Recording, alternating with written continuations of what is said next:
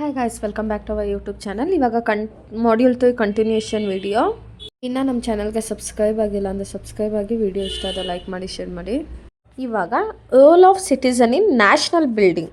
ಇವಾಗ ಏನಿತ್ತು, ನಮ್ಮ ರೋಲು ಫಸ್ಟ್ ಕಾನ್ಸೆಪ್ಟಲ್ಲಿ ಏನಿತ್ತು, ನಮ್ಮ ಸಿಟಿಸನ್ಸ್ ರೋಲ್ಸ್ ಇನ್ ಡೆಮೋಕ್ರಸಿ ಇತ್ತಲ್ವಾ. ಇವಾಗ ಇದರಲ್ಲಿ ರೋಲ್ ಆಫ್ ಸಿಟಿಸನ್, ನಮ್ಮ ರೋಲು ನ್ಯಾಷನಲ್ ಬಿಲ್ಡಿಂಗಲ್ಲಿ ಹೇಗಿರಬೇಕು, ನ್ಯಾಷನಲಿ ಹೇಗಿರಬೇಕು ಅಂತ ಅಂದರೆ, ನಾವು ಕಂಟ್ರಿನ ಸೋಷಲಿ, ಎಕನಾಮಿಕಲಿ, ಮಾರಲಿ ಇಂಪ್ರೂವ್ ಮಾಡಬೇಕು. ಹೇಗೆ ಅಂದರೆ, ನಾವು ಯಾವುದೇ ರೀತಿ ಪಾರ್ಶಿಯಾಲಿಟಿ ಮಾಡದೆ ಎಥಿಕ್ಸನ್ನ ಫಾಲೋ ಮಾಡಿಕೊಂಡು ನಮ್ಮ ದೇಶ ಬೆಳಿಬೇಕು ಅನ್ನೋ ಕಾನ್ಸೆಪ್ಟಲ್ಲಿ ಎಲ್ಲ ಕೆಲಸನ ಮಾಡಬೇಕು. ಮತ್ತೇನು ನಾವು ಯಾವ ಥರ ಬೆಳೆಸ್ತೀವಿ ದೇಶನ ಅಂದರೆ, ನಮ್ಮಿಂದ ಏನೂ ತೊಂದರೆ ಆಗಬಾರ್ದು. ಪಬ್ಲಿಕ್ ಪ್ರಾಪರ್ಟೀಸ್ಗಿರ್ಬೋದು, ಅದಕ್ಕೆಲ್ಲ ಹಾರ್ಮ್ ಮಾಡಬಾರ್ದು. ಇವಾಗ ನೀವು ನೋಡಿರ್ತೀವಿ ಅನಿಸುತ್ತೆ, ಕೆಲವೊಂದು ಸ್ಕೂಲಲ್ಲಿ, ಕಾಲೇಜಲ್ಲೆಲ್ಲನೂ ಸೆಂಡ್ ಆಫ್ ಮುಗಿದ್ಮೇಲೆ ಬಲ್ಪೆಲ್ಲ ಕಿತ್ಕೊಂಡು ಹೋಗ್ಬಿಟ್ಟಿರ್ತಾರೆ ಹುಡುಗರು. ಫ್ಯಾನ್ ಕಿತ್ಕೊಂಡು ಹೋಗೋದು, ಬಲ್ಪ್ ಕಿತ್ಕೊಂಡು ಹೋಗೋದು.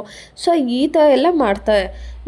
ನಾವು ನೇಷನ್ ಬೆಳಿಬೇಕು, ನಮ್ಮ ದೇಶ ಬೆಳಿಬೇಕಂದ್ರೆ ಏನು, ಎಲ್ಲರೂ ಬಡವರಾಗಿರಬಾರ್ದು, ಲೈಕ್ ಮಿಡಲಲ್ಲಾದರೂ ಇಡಬೇಕು, ಎಲ್ಲರಿಗೂ ಬೇಸಿಕ್ ಫೆಸಿಲಿಟೀಸ್ ಸಿಗಬೇಕು.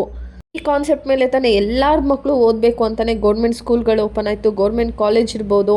ಗೌರ್ಮೆಂಟ್ ಕಾಲೇಜ್ ಅಂದರೆ ನೀವು ನೋಡಿರ್ತೀರ ಅನಿಸುತ್ತೆ, ಬಡವ್ರ ಮಕ್ಕಳಿಗೆ ಸೀಟ್ಗಳು ಸಿಗುತ್ತೆ. ಈಗ MBBS ಮಾಡೋ ಇರ್ಬೋದು, ಇವ್ರಿಗೆಲ್ಲ ಏನು ಸೀಟ್ ಸಿಗುತ್ತೆ, ಕೋಟಾಸ್ ಇರುತ್ತೆ ಅವ್ರಿಗೆಲ್ಲನೂ, ಮತ್ತು ಸ್ಕಾಲರ್ಶಿಪ್ ಇರುತ್ತೆ, ರಿಸರ್ವೇಷನ್ ಇರುತ್ತೆ. ಯಾಕೆ ಇದೆಲ್ಲ ಮಾಡೋದು ಅಂದರೆ, ಎಲ್ಲರೂ ಬೆಳಿಬೇಕು, ಇಡೀ ನಮ್ಮ ದೇಶ ಬೆಳಿಬೇಕು. ಒಬ್ಬ ಮಾತ್ರ ಇವಾಗ ನೋಡಿ, ದುಡ್ಡಿರೋನು MBBS ಈಸಿಯಾಗಿ ಮಾಡ್ಬೋದು.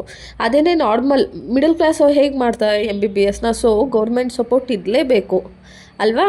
ಇವಾಗ ನಮ್ಮ ದೇಶ ಬೆಳಿಬೇಕಂದ್ರೆ ನನ್ನ ರೋಲು ಅಂದರೆ, ನಿಮ್ಮ ರೋಲ್ ಏನೇನಿರಬೇಕು ಅಂತ ಅಂದರೆ, ಫಸ್ಟ್ ಪಾಯಿಂಟ್ ಬಂದು ಪ್ರಮೋಟಿಂಗ್ ಯೂನಿಟಿ. ಮತ್ತು ಇದೇನು ಗೊತ್ತಾ, 40 ಮಾರ್ಕ್ಸಿಗೆ ನೀವು ಸುಮ್ಮನೆ ಕತೆ ಬರ್ಕೊಂಡು ಹೋದಂಗೆ ಕಾನ್ಸೆಪ್ಟ್ ಅರ್ಥ ಮಾಡ್ಕೊಳ್ಳಿ. ಇವಾಗ ನೀವು ಸಿಟಿಸನ್ನು, ದೇಶ ಬೆಳೆಸ್ಬೇಕಂದ್ರೆ ಏನೇನು ಮಾಡಬೇಕು, ಫುಲ್ಲು ಒಂದು ಕತೆ ಥರ ಬರೆದ್ಬಿಟ್ಟು ಬನ್ನಿ, ಆಯಿತಾ? ಅಷ್ಟೊಂದು ತಲೆ ಕೆಡಿಸ್ಕೊಳಕ್ಕೆ ಹೋಗ್ಬಿಡಿ ಈ ಸಬ್ಜೆಕ್ಟ್ಗೆ. ಏನಂದರೆ, ಫಸ್ಟು ನಾನು ಏನು ಮಾಡಬೇಕಂದ್ರೆ, ಎಲ್ಲ ರಿಲಿಜಿಯನ್ ಅವ್ರಿಗೆ, ಎಲ್ಲ ಭಾಷೆ ಅವ್ರಿಗೆ, ಎಲ್ಲ ಕಮ್ಯುನಿಟಿ ಅವ್ರಿಗೆ ರೆಸ್ಪೆಕ್ಟ್ ಕೊಡಬೇಕು, ಅವ್ರನ್ನ ಪ್ರೊಟೆಕ್ಟ್ ಮಾಡಬೇಕು. ಬರೀ ನಾವು ಮಾತ್ರ ಪ್ರೊಟೆಕ್ಟ್. ಈಗೆಲ್ಲ ಒಂದು ಕಡೆ ಬೆಂಕಿ ಬಿತ್ತು ಅಂದಿದ ತಕ್ಷಣ ಬರೀ ನಮ್ಮ ಕ್ಯಾಸ್ಟವ್ರು ಬನ್ನಿ ಈ ಕಡೆ, ಬನ್ನಿ ಈ ಕಡೆ ಅಂತ ಹೇಳಬಾರ್ದು. ಅಲ್ಲಿ ಎಷ್ಟು ಜನ ಇದ್ದಾರೋ ಅಷ್ಟು ಜನಕ್ಕೂ ಪ್ರೊಟೆಕ್ಟ್ ಮಾಡಬೇಕು. ನೆಕ್ಸ್ಟ್ ಪಾಯಿಂಟ್ ಬಂದು ಹೆಲ್ಪಿಂಗ್ ಇನ್ ಡೆವಲಪ್ಮೆಂಟ್. ಇವಾಗ ಏನೋ ಒಂದು ಉದ್ಧಾರ ಆಗಬೇಕು ಅಂದರೆ ಅಂಥದಕ್ಕೆ ನಾವು ಹೆಲ್ಪ್ ಮಾಡಬೇಕು. ಈಗ ಫಾರ್ ಎಕ್ಸಾಂಪಲ್, ಹಾನೆಸ್ಟಾಗಿ ಕೆಲಸ ಮಾಡಬೇಕು. ನಮ್ಮ ಅಕ್ಕಪಕ್ಕನೂ ನಮಗಿಂತ ಚೆನ್ನಾಗಿ ಕೆಲಸ ಮಾಡ್ತಾರಲ್ವಾ, ಅದನ್ನು ನಾವು ಹಾನೆಸ್ಟಾಗಿ ಖುಷಿ ಪಡಬೇಕೇ ಹೊರ್ತು, ಇವನ್ನ ಹೆಂಗಾದರೂ ಪ್ಲ್ಯಾನ್ ಮಾಡಿ, ಸ್ಕೆಚ್ ಮಾಡಿ ಕೆಲಸದಿಂದ ಓಡಿಸ್ಬಿಡೋಣ, ಇಲ್ಲಾಂದರೆ ಮ್ಯಾನೇಜರ್ಗೆ ಬಕೆಟ್ ಹಿಡಿದು ಪ್ರಮೋಷನ್ ತೊಗೊಬಿಡೋಣ, ಆ ಥರ ಎಲ್ಲ ಮಾಡಬಾರ್ದು. ಎಲ್ಲದರಲ್ಲೂ ಅಷ್ಟೇ ನಾವು ಡೆವಲಪ್ ಆಗೋ ಥರ ನೋಡಬೇಕು. ಎಜುಕೇಷನ್ ಫೀಲ್ಡ್ ಇರ್ಬೋದು, ಇಲ್ಲಾಂದರೆ ಇಂಡಸ್ಟ್ರೀಸ್ ಫೀಲ್ಡ್ ಇರ್ಬೋದು. ಈಗ ಮೇಯ್ನಾಗಿ ನಮ್ಮ ಎಜುಕೇಷನ್ನು, ಜಾಬ್ ಕರೆಕ್ಟಾಗಿದ್ದೇ ನಮ್ಮ ನೇಷನು ಒಂದು ಸ್ಟ್ರಾಂಗ್ ಆಗಿ ಬಿಲ್ಡ್ ಆಗೋದಕ್ಕೆ ಆಗೋದು. ನೆಕ್ಸ್ಟು ಪ್ರೊಟೆಕ್ಟಿಂಗ್ ಪಬ್ಲಿಕ್ ಪ್ರಾಪರ್ಟಿನ ಪ್ರೊಟೆಕ್ಟ್ ಮಾಡಬೇಕು. ಏನೇನು ಪಬ್ಲಿಕ್ ಪ್ರಾಪರ್ಟೀಸ್ ಅಂದರೆ, ಬಸ್ಸು, ಟ್ರೈನು, ರೋಡು, ಇಲ್ಲಾಂದರೆ ಗೌರ್ಮೆಂಟ್ ಆಫೀಸಸ್ನ ನಾವು ಯಾವುದೇ ರೀತಿ ಡ್ಯಾಮೇಜ್ ಮಾಡಬಾರ್ದು. ಈಗ ಬಸ್ಸಲ್ಲಿ ಹೋಗ್ತಿರ್ತಾರೆ ಅಂದ್ಕೊಳ್ಳಿ, ಸೀಟ್ ಕುಯ್ದು ಬಿಡೋದು, ಮತ್ತು ಸುಮ್ಮನೆ ಟ್ರೈನಲ್ಲಿ ಅದು ಎಮರ್ಜೆನ್ಸಿಗೆ ಇರುತ್ತಲ್ಲ, ಅದೆಲ್ಲ ಸುಮ್ಮನೆ ಎಳೆಯೋದು, ಮತ್ತು ರೋಡಲ್ಲಿ ಹೋಗ್ಬಿಟ್ಟು ಅಗ್ಯೋದು. ಇವಾಗ ನೀವು ನೋಡಿರ್ತಾರೆ ಅನಿಸುತ್ತೆ, ಗೌರ್ಮೆಂಟಿಗೆ ಮೂಡ್ ಬಂದಾಗೆಲ್ಲ ರಸ್ತೆ ಆಗಿರ್ತಾರೆ ಮತ್ತೆ ಹಾಕ್ತಾರೆ. ಸೊ ಈ ಥರ ಎಲ್ಲನೂ ಗೌರ್ಮೆಂಟ್ ಪ್ರಾಪರ್ಟೀಸ್ನೆಲ್ಲ ಹಾಳು ಮಾಡಬಾರ್ದು. ಆಮೇಲೆ ನೆಕ್ಸ್ಟು ನಮ್ಮ ದೇಶ ಬೆಳಿಬೇಕಂದ್ರೆ ಏನು ಮಾಡಬೇಕಂದ್ರೆ, ಮೇಂಟೈನಿಂಗ್ ಕ್ಲೀನಾಗಿರಬೇಕು ಅಂದರೆ ಸ್ನಾನ ಮಾಡಿಕೊಂಡು ಮುಖಕ್ಕೆ ಪೌಡ್ರು, ಕ್ರೀಮು ಹಾಕೊಳ್ಳೋದಲ್ಲ. ನಮ್ಮ ದೇಶನ ಕ್ಲೀನಾಗಿ, ನಮ್ಮ ಸುತ್ತಮುತ್ತ ಕ್ಲೀನಾಗಿರಬೇಕು. ಅಂದರೆ ಇವಾಗ ನೀವು ನೋಡಿರ್ತೀರ, ಸ್ವಚ್ಛ ಭಾರತ್ ಆ್ಯಕ್ಟಿವಿಟೀಸ್ ಎಲ್ಲ ಮಾಡ್ತಾ ಇರ್ತಾರೆ, ಅಲ್ಲಿ ಇಲ್ಲಿ ಹೋಗಿ ಕಸ ಗುಡಿಸೋದೆಲ್ಲನೂ. ಏನಂದರೆ, ಸಿಕ್ಕಿದ ಕಡೆ ಕಸ ಹಾಕಬಾರ್ದು. ಏನು ಮಾಡ್ತಾರೆ, ಕಸ ಹಾಕಬೇಡಿ ಅಂತ ಕ್ಲೀನಾಗಿ ಹೇಳಿರ್ತಾರೆ, ಅದು ಎಲ್ಲ ಮಲಗಿದ್ಮೇಲೆ ಹೋಗ್ಬಿಟ್ಟು ಗೊತ್ತಿಲ್ಲದೆ ಕಸ ಹಾಕ್ಬಿಟ್ಟು ಬಂದುಬಿಡೋದು. ಹಾಗೆಲ್ಲ ಮಾಡಬಾರ್ದು. ಸೊ ನೀವು ಕಸ ಹಾಕೋದ್ರಿಂದ ಏನಾಗುತ್ತೆ, ಅಲ್ಲಿನ ಅಕ್ಕಪಕ್ಕ ಜನರಿಗೆ ತೊಂದರೆ ಆಗುತ್ತೆ. ಸೊ ಸ್ವಚ್ಛ ಭಾರತ್ನ ಮೇಂಟೈನ್ ಮಾಡಬೇಕು, ಕ್ಲೀನಾಗಿರಬೇಕು, ಅಕ್ಕಪಕ್ಕನೂ ಕ್ಲೀನಾಗಿ ಇಟ್ಕೋಬೇಕು. ಇಲ್ಲಾಂದರೆ ಒಂದಲ್ಲ ಒಂದು ಹೊಸ ಕಾಯಿಲೆಗಳು ಹುಡ್ಕೋತಾ ಬರುತ್ತೆ. Next point, supporting social welfare. ಏನು ಸಪೋರ್ಟ್ ಮಾಡಬೇಕು, ಸೋಷಲ್ ವೆಲ್ಫೇರ್ಗೆ ಸಪೋರ್ಟ್ ಮಾಡಬೇಕು. ಯಾವ ಥರ ಸಪೋರ್ಟ್ ಮಾಡೋದಂದರೆ, ವಯಸ್ಸಾದವ್ರಿಗೆ ಹೆಲ್ಪ್ ಮಾಡೋದಿರ್ಬೋದು, ಇಲ್ಲ ಬಡವರಿಗೆ ಹೆಲ್ಪ್ ಮಾಡೋದಿರ್ಬೋದು, ಇಲ್ಲ ಹ್ಯಾಂಡಿಕ್ಯಾಪ್ಟ್ ಅವ್ರಿಗೆ ಹೆಲ್ಪ್ ಮಾಡೋದಿರ್ಬೋದು. ಈ ಥರದನ್ನು ನಾವು ಮಾಡಬೇಕು. ಈವನ್ ನೀವು ನೋಡಿರ್ತೀವಿ ಅನಿಸುತ್ತೆ, ಗವರ್ನಮೆಂಟು ಕೂಡ ಈಗ ಗಂಡ ಸತ್ತವ್ರಿಗೆ ವಿಧವೆ ಪೆನ್ಷನ್ ಕೊಡೋದಿರ್ಬೋದು, ಇಲ್ಲ ವಯಸ್ಸಾದವ್ರಿಗೆ ಸೀನಿಯರ್ ಸಿಟಿಸನ್ ಪೆನ್ಷನು, ಇಲ್ಲ ಡಿಸಬಿಲಿಟಿ ಅವ್ರಿಗೆ ಪೆನ್ಷನ್ ಕೊಡುತ್ತೆ.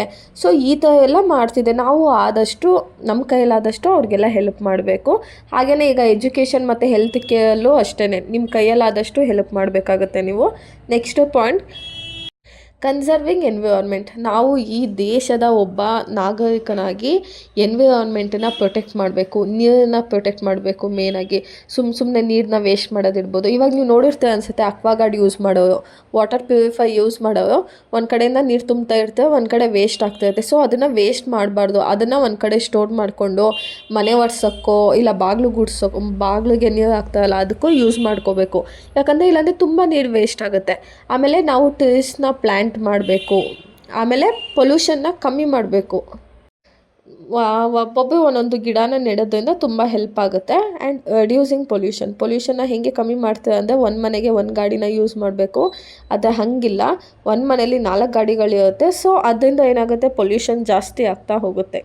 ಆದಷ್ಟು ಪಬ್ಲಿಕ್ ಟ್ರಾನ್ಸ್ಪೋರ್ಟೇಷನ್ನ ಯೂಸ್ ಮಾಡಿ ಪೊಲ್ಯೂಷನ್ನ ಕಮ್ಮಿ ಮಾಡಬೇಕು ಎಲ್ಲರೂ ಸೇರಿಕೊಂಡು. ನೆಕ್ಸ್ಟ್ ಬಂದು ಪ್ರಮೋಟಿಂಗ್ ಸೈಂಟಿಫಿಕ್ ಥಿಂಕಿಂಗ್. ಏನು ಪ್ರಮೋಟಿಂಗ್ ಸೈಂಟಿಫಿಕ್ಕಾಗಿ ಯೋಚನೆ ಮಾಡಿ ಅಂತ ಹೇಳ್ತಿದ್ದಾರೆ.